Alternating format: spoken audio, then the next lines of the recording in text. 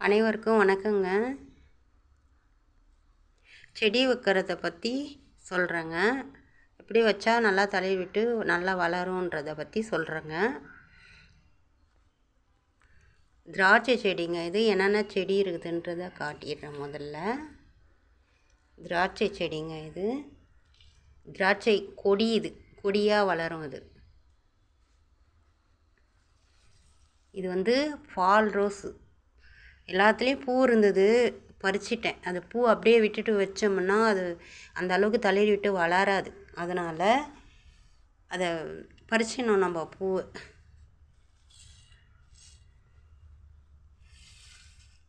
இது orange rose, button rose.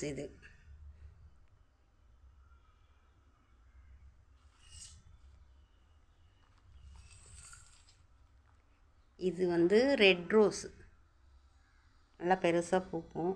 இது கொஞ்சம் மொட்டாக இருக்கவே அப்படியே விட்டுட்டேன் பறிக்காமல். இன்னும் கொஞ்சம் மனசே வரல அது பறிக்கிறதுக்கு. கொஞ்சம் பெருசாக வளரட்டும் அப்படின்ட்டு விட்டுட்டேன். அது பூத்து இருந்தது, அதனால் அதெல்லாம் பறிச்சிட்டேன்.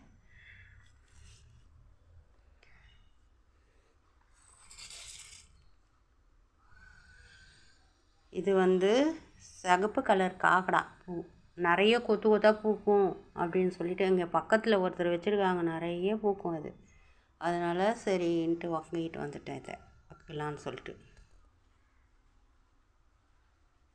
இதாங்க நம்ம வைக்க போகிறது.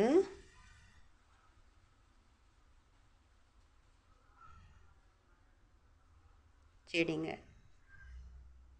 இந்த செடிங்க எல்லாம் தான் வைக்க போகிறோம் நம்ம.